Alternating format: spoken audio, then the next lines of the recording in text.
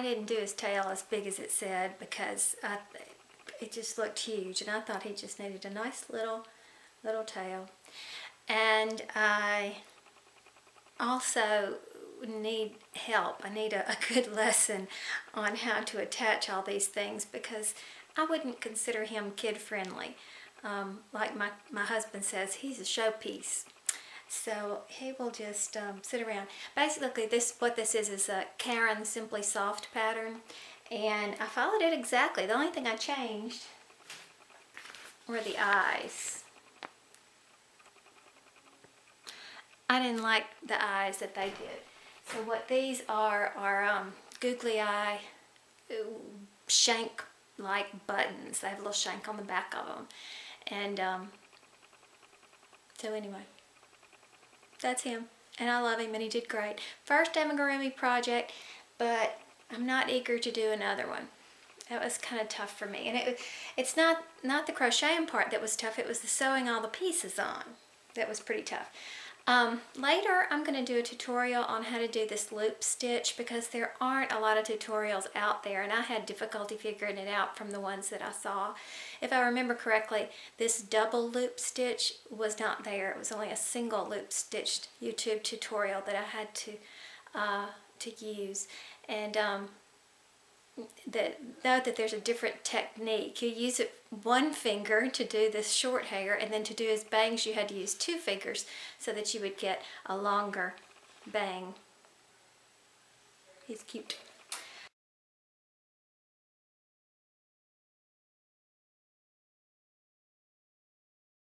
Alright, so what else have I done? Preemie Hats. Loving my Preemie Hats, Daphne. This is a little pattern that I worked up. I need to figure out a place that you can download it besides the Yarn Addiction group. I'll work that out before I post this video so that it will be somewhere. But it's a simple, very quick pattern. Actually, it took me about 50 minutes to do one of these. And I think I'm slow, so other people could probably whip these out in no time. It was done with my Big Lots yarn, that very thin, shiny yarn. I used 2 strands, so I think that would probably equal about a worsted weight. So, those are these.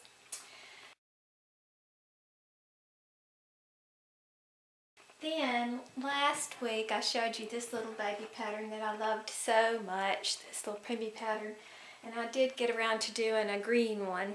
And I have 2 pinks and a green. And I would like to do a whole set of colors for that, because I think that's so cute.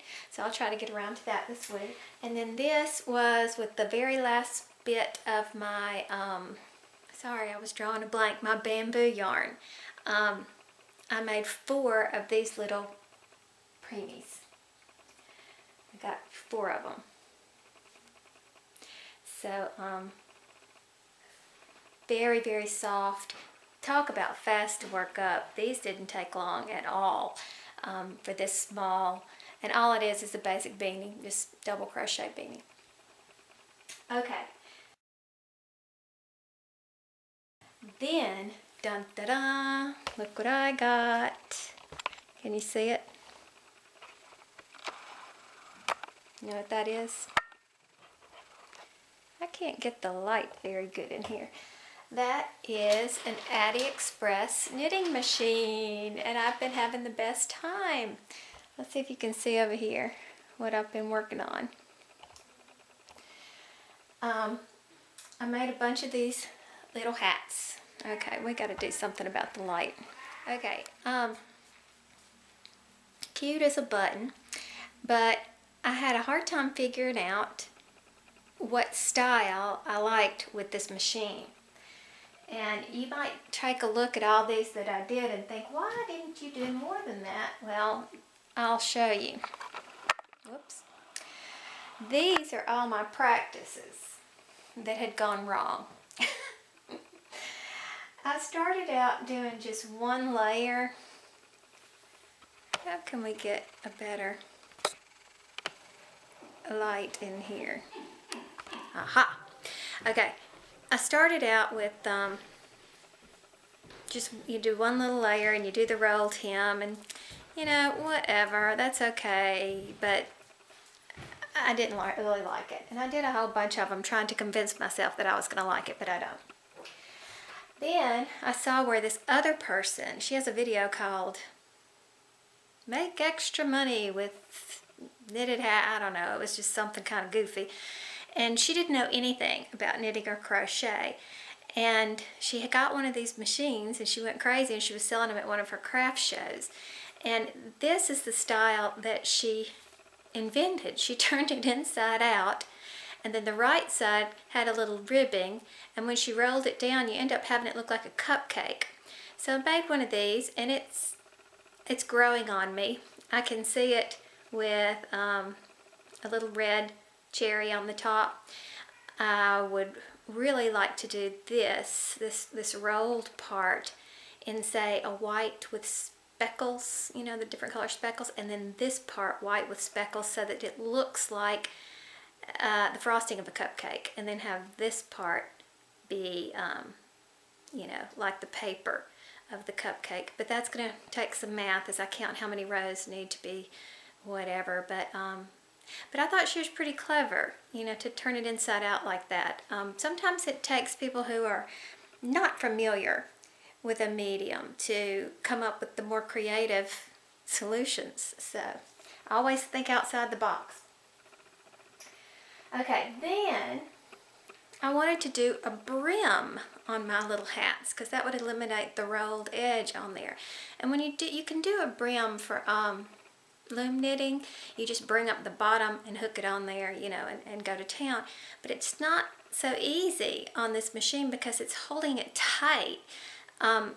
It grabs the yarn and pulls it down under as it goes around, and then it pulls it back up to hook some more yarn and pulls it down under. So you don't have the give and pull of being able to do that. So I found very poorly done YouTube videos from years ago, like 2008. Actually, they're not Addi. They're another kind of knitting machine, Innovations, which got good reviews, by the way. And I tried to follow that, but I dropped a few stitches and it just didn't work very well. So finally, I gave up on that and I went with this method.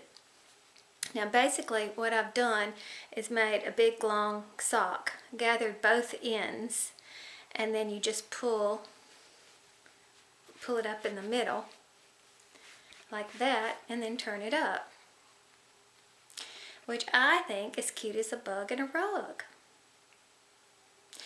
And you'll wonder, why did I do a preemie hat in camouflage? Well, around here, and I'm guessing in North Carolina too, we have a lot of daddies that are hunters.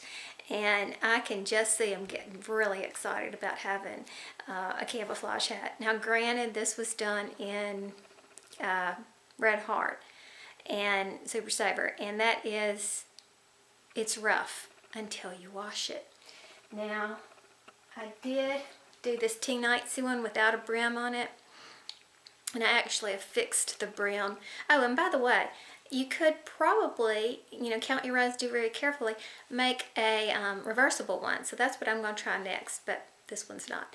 But this one's been washed and it's soft as it can be, so I'll wash all the other ones too. I don't know what it is or how they dye this yarn, and some of the Red Hearts are stiffer than others, but a good washing and drying makes a big difference. So if they come out of the dryer kind of wrinkly looking, I think I had one somewhere to show you. Yeah, this one got washed and dried.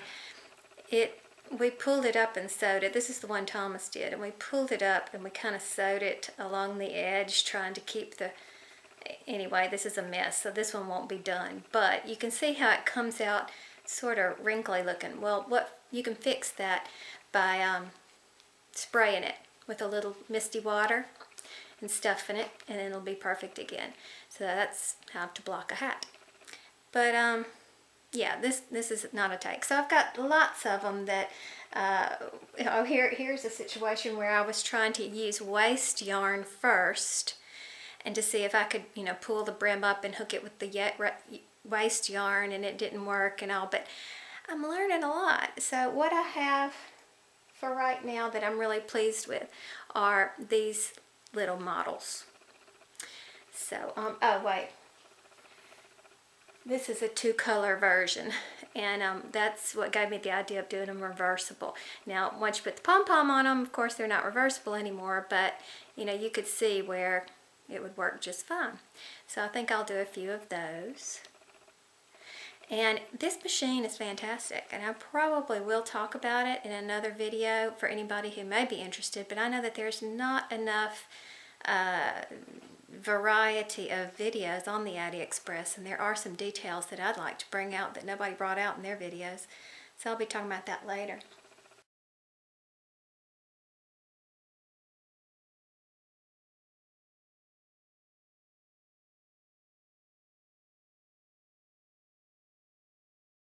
I'm driving Thomas to baseball, and I thought about something with this Addi Express, and I think a lot of people might look at that thing and say, what on earth would you want that? Because it takes all the fun out of the yarn work. But, you know, the purpose for me in the yarn work is just having fun and then coming out with something productive. And that's exactly what I do with that knitting machine. And it is a really cool machine to watch it work, isn't it, Thomas? Do you like it? I can't hear you. Yes. Yeah, it is a pretty impressive. I mean, whoever thought it up it's pretty impressive, and it's fun. So, on that 10,000 meter challenge, I am going to count anything that I do with that separately, just because I know some people think that's a cheater way of working your yarn, but it is really fun and really cool.